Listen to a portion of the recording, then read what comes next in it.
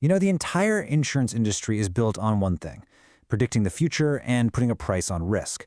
But what happens when that future becomes so unpredictable that even they get scared? Well, something massive is shifting, and it's all being driven by global crises that are pushing the world's biggest risk takers right to the edge. So let's get into why this is happening and what it really means for all of us. To really get a sense of the scale here, just look at this number: $360 billion. That was the staggering cost of damages just from weather-related events around the world in 2023 alone.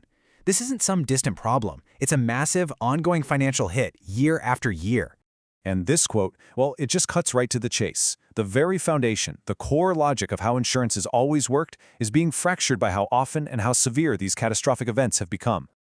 Okay, so first, let's dig into exactly why the traditional model is failing. Why can't it handle these modern challenges? It really comes down to this: the old math just doesn't add up anymore. You see, the traditional model was actually pretty simple and, for a long time, very effective. It's called risk pooling. The idea is that everybody pays a little bit into a big pot of money, and that pot is used to help the few people who suffer some random isolated loss, like a house fire. But the key words there are infrequent and isolated. So what happens when those words just don't apply anymore?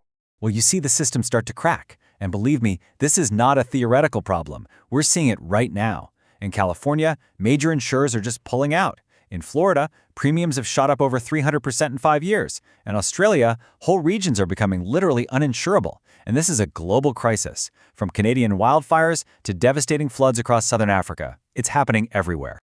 So if the old playbook is broken, what's the new one? Well, it's a framework called ESG. And I know it can sound like another corporate buzzword, but for the insurance industry, this is becoming a practical, mission-critical tool for survival. It's a whole new way to see the future more clearly. So what is ESG, really? It stands for Environmental, Social, and Governance. Think of it like a new set of glasses for insurers. It lets them look beyond the usual financial spreadsheets to see a much, much bigger picture of risks and, this is important, opportunities. The E for environmental is the obvious one, right? It covers the physical risks we've been talking about, like floods and fires. But what's just as important are what they call transition risks. That's the financial fallout from the world shifting to a low-carbon economy. We're talking about new carbon taxes or huge fossil fuel assets that could become worthless practically overnight. Next up is S for social, and this covers all those risks that are often hidden in plain sight. Things like poor labor practices that lead to massive lawsuits or social unrest that's driven by inequality. These factors can be just as destabilizing to a business or a region as a hurricane, and insurers are now finally starting to price that risk. And finally, G for governance. This is all about a company's internal health. Is it well run? Is it transparent? Is its cybersecurity tough enough? Is it free of corruption? Poor governance is a huge red flag that can lead to absolutely catastrophic failures. And this brings us to a really crucial pivot in this whole story. Insurers aren't just using ESG to protect themselves. Because they hold so much financial power, they're actively using it to shape the entire economy. They're moving from being passive risk takers to active market shapers. So how do they actually do it? Well, they've got a few powerful levers. First, they use pricing to incentivize good behavior.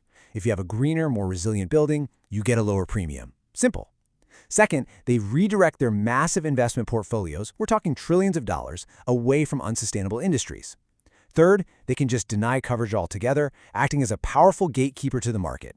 And finally, they're creating totally new kinds of insurance, like products that pay out automatically the second a hurricane hits a certain wind speed. Now, to use this new power effectively, the industry is turning to a very powerful ally: technology. This whole shift is being supercharged by a move into an era where insurance isn't just about recovering from a disaster, but actually about predicting and preventing it in the first place.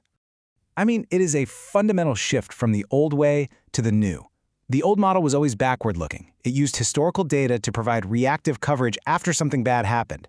The new way is completely forward-looking. It uses real-time AI analytics to build proactive resilience before disaster strikes. And this is not science fiction, it is happening right now. AI is creating dynamic flood and wildfire maps using satellite data. It's forecasting social unrest based on things like food security. It's even tracking corporate emissions in real time. It's wild stuff, really. Science fiction is becoming actuarial science.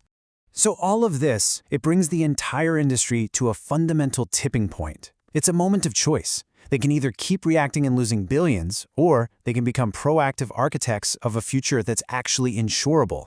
And that leads us to this pretty blunt truth. For insurers, ESG is no longer about PR or reputation or being nice to have. It is now about pure, simple business continuity. It's about survival. You know, I love this quote from the source material because it just nails the whole idea so perfectly. Adopting this new playbook isn't just about insuring their clients anymore. It's about ensuring the future of the insurance industry itself. And that really leaves us with a final and pretty crucial question. In a world where risks just keep multiplying and getting worse, the answer to who will insure our future might just depend on how well this one industry adapts, starting right now. All the information we went through in this explainer was sourced from the article Why ESG Matters to Insurance Companies Now More Than Ever, which was published by the Pierce Sustainability Consulting Group. I really hope you found this breakdown useful.